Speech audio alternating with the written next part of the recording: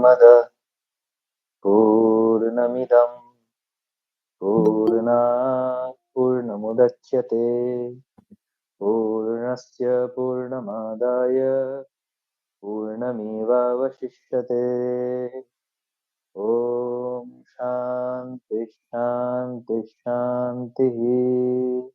হরি ওম। আমরা সবাই হচ্ছি সর্প। আমাদের অস্তিত্বটা সর্পাকারেই সৃষ্টি হচ্ছে। এর জন্য চলে যেতে হবে একটু বায়োলজিতে ঢুকবো। উম, আমরা কিসের থেকে সৃষ্টি? শুক্রের থেকে, শুক্রাণুর থেকে। শুক্রাণুর একটা একটা শুক্রাণুকে স্পার্মেটোজোয়া যেটাকে বলা হয়, একটা সেল, সেটাকে কেমন দেখতে হয়? It has got a head and a tail, nothing else, right? It has got a head and a tail and it can move, তাই? একটা সাপের ডেসক্রিপশন কি? It has got a head and a tail and it can move. বুঝতে পারছি?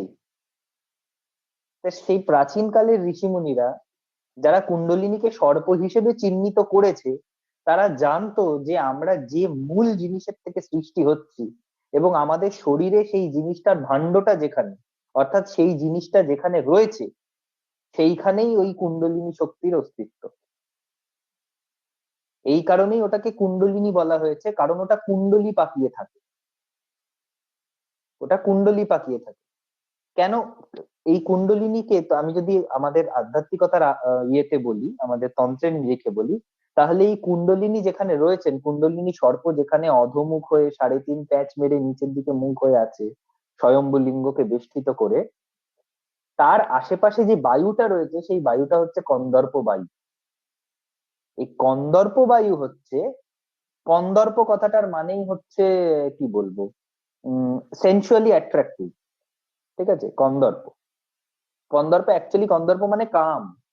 কামদেবকে কন্দর্প বলা হয়। হম শিবকে এর জন্য বলা হয় না কন্দর্প নাশম, কন্দর্পকে যে ভস্ম করে দিয়েছিল আর কি।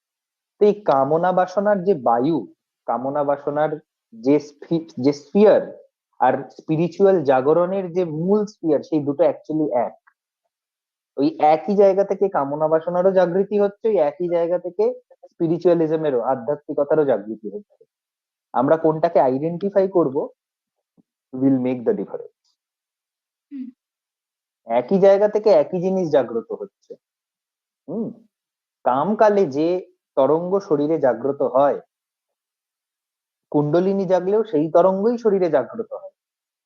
শুধু কামের একটা স্টেজ আছে, তারপর থেকে হচ্ছে কুণ্ডলিনীকে যদি তার উপরে উঠিয়ে দেওয়া যায় তখনই সাধনার স্টেজ শুরু হয়। হম তো এই জন্য সর্প হিসেবে দেখানো হয়েছে, কারণ সর্প বেয়ে বেয়ে ওঠে, বেয়ে বেয়ে ওঠে। তো তো আমার স্পাইনটা যদি সোজা একটা এরকম থাকে আর তলায় যদি কুণ্ডলিনী নামক কোন একটা বস্তু থাকে, তাকে উপর দিকে যদি উঠতে হয় তাহলে তাকে বেয়ে বেয়ে ক্রল করে উঠতে হবে। হুম, তো এরকম অনেকগুলো জিনিস হয়। মূলত ওই শুক্রাণু, মূলত ওই শুক্রাণুকে বোঝানোর জন্য সর্প দিয়ে বুঝি। বিশেষ করে সর্প হচ্ছে প্রাণীকুলের মধ্যে খুব রিসেপটিভ একটা প্রাণী, এমন একটা প্রাণী যে এনার্জি সিস্টেমকে খুব ভালো বোঝে।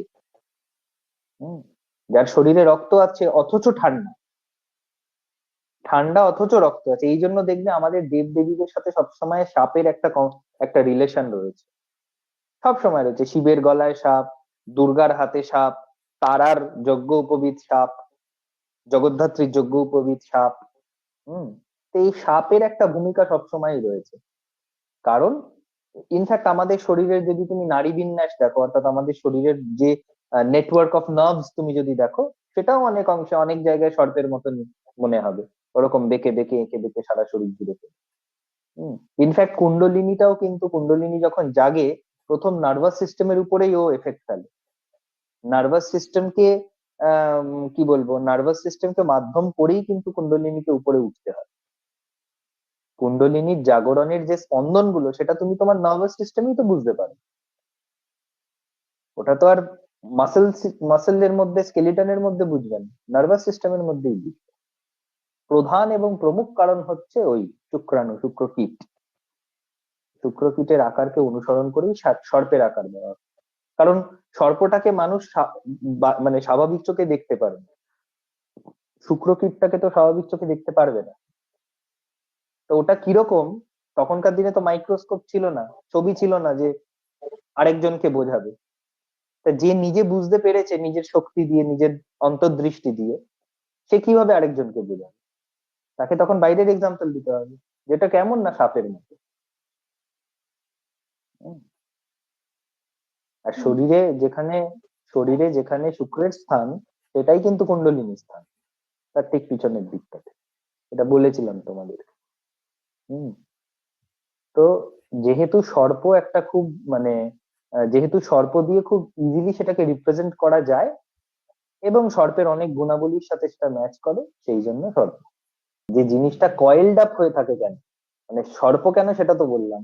কয়েলড আপ হয়ে এই কারণে থাকে, কারণ যতক্ষণ কয়েলড আপ হয়ে আছে ততক্ষণ একরকম, যখন ও জাগতে শুরু করবে, ও যদি একেবারে স্ট্রেট স্পাইন বরাবর ইয়ে করতে শুরু করে, ও যদি নিজের ফুল কি বলবো ইন্টেন্সিটিতে ও যদি মুভ আপ করতে শুরু করে, আর শরীর যদি তৈরি না থাকে, নার্ভাস সিস্টেম যদি তৈরি না থাকে, it can shatter any moment.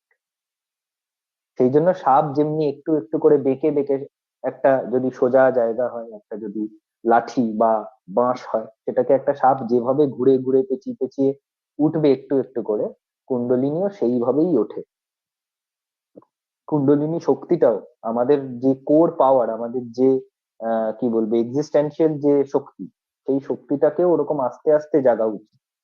একবারে যদি জেগে যায় তাহলে আমরা সেটাকে হজম নাও আমাদের দ্বারা হতে পারে, অধিকাংশ লোকেরই সেটা হজম হয় না। বহু লোক কুণ্ডলিনী সাধনা করতে গিয়ে পাগল হয়ে গেছে, মাথা খারাপ হয়ে গেছে। এটা তার একটা বিরাট কারণ। এই ইরা আর পিঙ্গলাটাকে যে নারী হিসেবে বলা হয়েছে, হুম, এগুলো এগুলো নারীর থেকেও বেশি আইডেন্টিফিকেশন হচ্ছে, এগুলো হচ্ছে ফ্লো অফ এনার্জি, এনার্জির চ্যানেল, আচ্ছা। এনার্জির চ্যানেল এগুলো। হুম, এই জন্য এগুলোকে নারী দিয়ে, এবারে এটা যে আহ, বারবার ইন্টারসেক্ট করছে এইভাবে বেলুনের হুম, মতো, হুম, হ্যাঁ হুম, সেটাও হতে পারে বা নাও হতে পারে, সেটা নিয়ে নিশ্চিত কোনো সিদ্ধান্তে আসা এখনো পর্যন্ত বোধহয় যায় না। কিন্তু এইটা বলা যেতে পারে যে এই যে চক্রগুলো, এবং এই চক্র মানে এই যে পদ্মগুলো, এক একটা চক্রকে এক হুম, একটা পদ্ম বলা হয়েছে, হুম, এই পদ্মের যে পাপড়িগুলো, এইগুলো এক একটা গুণকে রিপ্রেজেন্ট করে, এগুলো এক হুম, একটা তত্ত্বকে রিপ্রেজেন্ট করে। এবং তার যে এক একটা, সেই তত্ত্বগুলোর যে এক একটা সাউন্ড ভাইব্রেশন, সেই হুম, সাউন্ড ভাইব্রেশন গুলো হচ্ছে এক একটা মন্ত্র। এই সাউন্ড হুম, ভাইব্রেশন গুলো ওই চক্রের এক একটা আসপেক্ট কে কানেক্ট করে, সেইগুলোকে আমাদের নার্ভাস সিস্টেমের মধ্যে সেগুলোকে জাগায়, হুম, সেই স্পন্দন গুলোকে জাগায়। যেমনি মূলাধার চক্রের চারটে পদ্ম মানে চারটে হুম, পাপড়ি, হুম, হুম, স্বাধিষ্ঠানে ছটা, ছটা। মণিপুরে 10টা, হুম, এটা হৃদয়তে, কিভাবে বাড়তে থাকছে? হ্যাঁ হৃদয়তে সম্ভবত 12টা, দ্বাদশ কলাত্মন, হ্যাঁ 12টা, কণ্ঠে 16টা, এবং আজ্ঞাচক্রে গিয়ে দ্বিদল পদ্ম হয়ে গেল দুটো। হুম, আজ্ঞাচক্রে গিয়ে দুটো পদ্ম হয়ে দুটো। দুটো পাপড়ি হুম, হয়ে গেল, হুম, এবং হুম, সহস্রারে গিয়ে সহস্র। উম, হুম, তো এইগুলো হচ্ছে এই এক একটা পাপড়ি কখনো গুণকে রিপ্রেজেন্ট করছে, কখনো আমাদের বিভিন্ন প্রবৃত্তিকে রিপ্রেজেন্ট করছে, যে কোন চক্রের কি আইডেন্টিফিকেশন, হুম, হুম, কিভাবে প্রবৃত্তি দিয়ে সেটাকে আইডেন্টিফাই করা যায়, হুম, এবং সেইগুলোকে প্রশমন করার জন্য। কারণ আহ এবারে এইটা একটু খুলেই বলতে হবে যে কুণ্ডলিনী জাগরণের যে সিস্টেম তন্ত্রে বলা রয়েছে, অনেক সিস্টেম রয়েছে, তার মধ্যে হুম, যেটা যেটা তান্ত্রিক গুরুতেও রয়েছে, সেখানে বলছে যে কুণ্ডলিনী একটা দুমুখ সাপ। হুম, কুণ্ডলিনীর দুদিকে দুটো মুখ রয়েছে, হুম, এবং সে যখন জাগে, যে পাপড়িটার থেকে জাগছে, তার উপরের মুখটা যখন গিয়ে উপরের পদ্মটার ফুলছে। এক একটা শব্দকে ভক্ষণ করছে, হুম, বা উপরের পদ্মটা যখন এক একটা শব্দের মধ্যে দিয়ে ভেদ করে করে যাচ্ছে, তখন হুম, নিচের মুখটা দিয়ে কিন্তু নিচের চক্রের অন্যগুলোকে সে ভক্ষণ করতে করতে উপর দিকে উঠছে। হুম, প্রত্যেক কটা চক্রের পিছনে বায়ু থাকে না, বায়ু থাকে মানে কন্দর্প মূলাধারে। বায়ু যেমনি কুণ্ডলিনী চক্রকে ঘিরে রেখে। কেন আচ্ছা। ঘিরে রেখেছে? কারণ ওকে দাবিয়ে রাখা হয়েছে, নাহলে তো হুম, সবসময় উন্মুক্ত থাকবে। হুম, এবং এই বায়ুর নাম কন্দর্পই কেন? কারণ এই কন্দর্প বললে কিছু একটা বোঝায়। যে আচ্ছা। মুহূর্তে আপনি সেইটা বুঝতে পারবেন যে কেন কন্দর্প বলছে, কারণ ওই কন্দর্পই হচ্ছে কুণ্ডলিনীকে জাগতে না দেওয়ার প্রধান কারণ। আর আচ্ছা। ওকে জাগানোর মাধ্যমেই কুণ্ডলিনীকে জাগানো। হুম যেমনি যখন শ্বাস প্রশ্বাসের ক্রিয়া করা হয়, হুম যখন কুম্ভকের একটা মন্ত্র আছে, হুম যখন কুম্ভক মন্ত্রে নিঃশ্বাস নিয়ে যখন হুম শ্বাস পূরণ করা হয়, পূরক করা হয়, এই হুম সরি পূরক মন্ত্রে নিঃশ্বাস নিয়ে শ্বাসটাকে যখন কুম্ভক করা হয়, হুম তখন এই কন্দর্প বায়ুটা আগুনের মতো জেগে ওঠে, গরম হয়ে যায়। এই কন্দর্প আচ্ছা। বায়ু হিট আপ হয়ে যায়, গরম জাগ্রত হয়, যার ফলে কুণ্ডলিনী প্রেসার পায় জাগার জন্য। এই জন্যই তো নানা রকম আছে না, হঠযোগ, ক্রিয়া যোগ, হুম মন্ত্রযোগ, এগুলো সব তো গিয়ে সেই কুণ্ডলিনীকেই কোনো না কোনো ভাবে এফেক্ট করছে, এবং আলটিমেটলি সেই কুণ্ডলিনীকেই জাগাচ্ছে। কুণ্ডলিনীকে যে সবসময় ওই মূলাধারের তলা থেকেই জাগতে হবে তার কোনো মানে নেই। কুণ্ডলিনীর অনুকম্পা আপনার যে কোনো চক্রে হতে পারে, জাগার কথা বলছি না, কুণ্ডলিনীর অনুকম্পা। কারণ বুঝতে হবে কুণ্ডলিনীটাকে সর্প হিসেবে দেখানো হয়েছে ঠিকই, কিন্তু সর্প কেন এটাও আমাদের বুঝতে হবে। হম সেই সর্প যে বারবার ওইখান থেকেই জেগে এ করবে তা ছাড়া কিছু হবে না তা নয়। কুণ্ডলিনী ফাইনালি জাগার আগেও শরীরের আরো অনেক কিছু জাগে, এক একটা চক্র জাগ্রত হয়, সেই চক্রের স্পন্দন গুলো জাগ্রত হয়, সেই লাইনটা ক্লিয়ার হয়, তারপরে কুণ্ডলিনী জাগতে শুরু করে। মূলাধার চক্র দিয়েই ফার্স্ট শুরু নাও হতে পারে। মূলাধার চক্র, কুণ্ডলিনী যখন নিজের সমস্ত শক্তি নিয়ে জাগছে, যখন পূর্ণরূপে জাগছে, তখন মূলাধার থেকেই জাগে, কিন্তু তার আগে মূলাধার চক্রটাকে তো জাগতে হবে। হ্যাঁ, সেটাই বলছি, মূলাধার তো মানে ওর বেস পয়েন্ট একদম, মানে ওখান হ্যাঁ, ওর থেকেই তো বেস পয়েন্ট। ওটা তো মানে ওটাকেই হ্যাঁ, আগে ইয়ে করতে হবে, ওপেন করলে তবেই আস্তে হ্যাঁ, আস্তে স্টেপ বাই স্টেপ উঠবে। যখন যখন কুণ্ডলিনী যখন নিজের পূর্ণ শক্তি নিয়ে জাগবে, তখন কুণ্ডলিনী কিন্তু মূলাধারের মধ্যে দিয়েই জাগবে। কিন্তু তার আগেও, মানে কুণ্ডলিনী পূর্ণরূপে না জেগেও কুণ্ডলিনীর অনুকম্পা আপনি বিভিন্ন চক্রে অনুভব করতে পারবেন, করা আচ্ছা। যায়। করা। সহস্রারে মহাপদ্মে কর্ণিকা মুদ্রিকাচরেত, আত্মা তত্রৈব দেবেশি কেবলম পারদোপমম। সূর্যকোটি প্রতীকাশম চন্দ্রকোটি সুশীতলম, অতীব কমনীয়ম চ মহাকুণ্ডলিনীযুতম। এখানে যদিও সহস্রারের কথা বলা হচ্ছে, ঠিক শ্লোকটায় এখানে কুণ্ডলিনীকে বলা হচ্ছে মৃণাল তন্তুর থেকেও সূক্ষ্ম। মানে একটা পদ্মের বোঁটাকে যদি আপনি ছিঁড়ে ফেলেন, পদ্মের ডাঁটাটাকে যদি ফেলেন, তার ভিতরে যে ছোট ছোট মানে যে সরু সরু সূক্ষ্ম হুম হুম সূক্ষ্ম রোঁয়া গুলো তৈরি হয়, বলছে তার থেকেও সূক্ষ্ম। তাহলে কুণ্ডলিনী কতটা সূক্ষ্ম চিন্তা, আর ওর থেকে সূক্ষ্ম হওয়া সত্ত্বেও বিদ্যুৎ কোটি প্রতীকাশন, কোটি বিদ্যুতের সমান সমান তার মধ্যে কি বলবো, তার তার আলোক উজ্জ্বলতা, তার প্রকাশ, তার প্রভা কোটি বিদ্যুতের মতো। এটা হচ্ছে আমাদের ওই স্পাইনের ভিতরের একদম সেই সুষুম্না নাড়ি, তার ভিতরে ব্রহ্ম নাড়ি, তার ভিতরে চিত্রাণী নাড়ি, হুম হুম এই সুষুম্না নাড়ি, তার ভিতরে বজ্র নাড়ি, তার ভিতরে চিত্রাণী নাড়ি। এই যে নাড়িগুলো, এই নাড়িগুলো হচ্ছে সাব সেগমেন্ট, এবং ফাইনালি ওর মধ্যে থেকে যখন কুণ্ডলিনী পাস করছে, এটা হচ্ছে একটা সেই ডটস কানেক্টেড হলে যেমনি একটা পয়েন্টের সাথে আরেকটা পয়েন্ট কানেক্টেড হলে যেমনি ইলেকট্রন পাস শুট করে, হুম একটা হুম রিসিভিং এন্ড হয় আর একটা সেন্ডিং এন্ড হয়, হুম। কুণ্ডলিনী সেইভাবে যাবে। তার জন্য আগে সবকটা চক্র জাগা দরকার, আগে সবকটা চক্রর সেই পোটেন্সিটা ক্লিয়ার হওয়া দরকার, সেই লাইনটা ক্লিয়ার হওয়া দরকার, তবে গিয়ে কুণ্ডলিনী যাওয়ার রাস্তা পাবে। হুম। আপনি জব ধ্যান করার সময় কখনো এটা অনুভব করেছেন যে গাটা এরকম ঝাড়া মারে, কারেন্ট মারার মতো? করেছেন? হ্যালো? না, কখনো করেননি? করেছি হয়তো, এই মুহূর্তে মনে পড়ছে না আসলে, অন্য আচ্ছা, কিছু একটা চিন্তা করছি হয়তো। আচ্ছা। এখানে কিছু জন সেটা করেছে, আমি বহুবার করেছি। তো এই গা ঝাড়া দেওয়াটা মানে হচ্ছে, মানে আমি যেভাবে বুঝি, যে কুণ্ডলিনী হয়তো জাগতে চাইছে, কিন্তু হুম। শরীরের সেই পোটেন্সিটা নেই ওই মুহূর্তে, ঠিক। লাইন চ্যানেলটা অতটা ক্লিয়ার নয়, যে কারণে কুণ্ডলিনীটা জেগে নিজের ডেস্টিনেশন যেতে পারছে না। তাই জন্য বারবার আবার ফিরে চলে আসে। আচ্ছা। তো এই জন্য প্রত্যেক কটা পদ্ম, প্রত্যেক কটা চক্র আলাদা আলাদা করে খোলা দরকার। এই কারণে এই চক্রের যে এক একটা মন্ত্র আছে না, পাপড়িগুলোর একদম যেমনি এক একটা বর্ণ আছে, চক্রের এক একটা মন্ত্র আছে মন্ত্র তো। আছে, একদম একদম হ্যাঁ, এই মন্ত্রগুলো জপ এই কারণে বলে ঠিক, করতে। একদম। হুম। এবং গুরু নির্দিষ্ট পথে যখন এই মন্ত্রগুলোকে ঠিক ঠিক ভাবে জপ করা হয়, হুম মন্ত্রমালার মধ্যে এটি থাকে, হুম হুম। তখন এই চক্রগুলো আগে খোলে। জ্ঞান সংকলনী তন্ত্রে স্পষ্ট লিখিত আছে, ইড়া ভাগীরথী গঙ্গা পিঙ্গলা যমুনা নদী, ইড়া পিঙ্গলয়োর মধ্যে সুষুম্না চ সরস্বতী। ক্ষুদ্র ব্রহ্মাণ্ডরূপ এই দেহ মধ্যে ইড়া পিঙ্গলা ও সুষুম্না নারীত্রয় যথাক্রমে গঙ্গা, যমুনা ও সরস্বতী নামে অভিহিতা।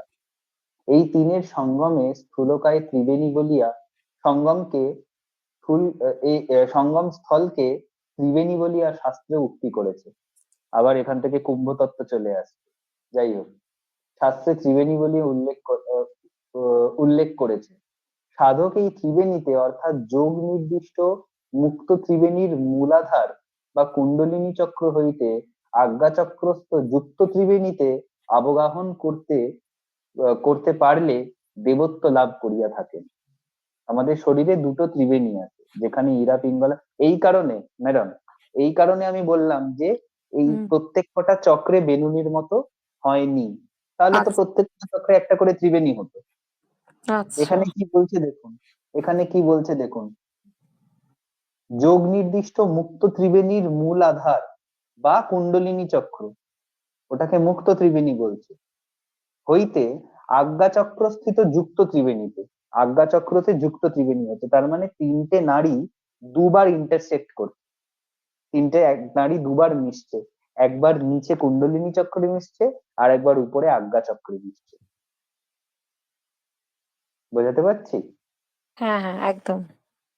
এই মুক্ত ত্রিবেণী থেকে যুক্ত ত্রিবেণীতে অবগাহন করিতে পারিলে দেবত্ব লাভ করিয়া থাকে। হম।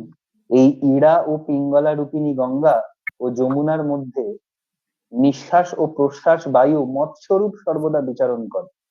এই জন্য আমি বললাম channelization of energy, flow of energy, কারণ বায়ুগুলো এর মধ্যে গমনাগমন করে। হুম হুম। বোঝাতে পারছি? এই কারণে হ্যাঁ বললাম যে হ্যাঁ। ওটা channel of flow of energy. সাধক তাহাই ভক্ষণ করেন, এই মৎস্য সাধক ভক্ষণ করেন, অর্থাৎ সাধক যোগাবস্থায় নিঃশ্বাস ও প্রশ্বাসের গতিরোধ করিয়া বায়ু সংযম বা কুম্ভকের পুষ্টি সাধন করিয়া থাকে। এই কুণ্ডলিনী, এই কুণ্ডলিনীর জাগরণ, তার জাগরণের পথ, তিনটি নারী, ছটা চক্র, সাতটা চক্র, এই সমস্ত কিছুই না সাধকের উপলব্ধি স্তর। যদি অপারেশন করে স্পাইনটাকে কেটে দেখা হয় কি আছে না আছে, তখন কিন্তু এগুলো দেখা যাবে, নার্ভ কেন্দ্রগুলো দেখা যাবে ঠিকই, হুম হুম। ইন্টারপ্রিটেশনটা তখন হয়তো বোঝা যাবে, কিন্তু পদ্ম দেখা যাবে না, তার মধ্যে বর্ণগুলোও দেখা যাবে না। তো এটা হচ্ছে সাধক, সাধক যখন নিজের এই যে তনীতি বিস্তারে তন্ত্র, তনীতি বিস্তারে ত্রায়তে ইতি তন্ত্র, কেন তন্ত্র বলা হচ্ছে, কারণ আমাদের এই তনের ভিতরে, এই তনুর ভেতরে যে ব্রহ্মাণ্ডটা আছে, ক্ষুদ্রাতি ক্ষুদ্র আসপেক্ট আছে, সেইগুলোকে সাধক অনুভূতি দিয়ে জানছে। এই অনুভূতির শুধু মানুষ টু মানুষ, সাধক টু সাধক, এই অনুভূতির কিঞ্চিত কিঞ্চিত তফাৎ ঘটছে, আর কিছুই না।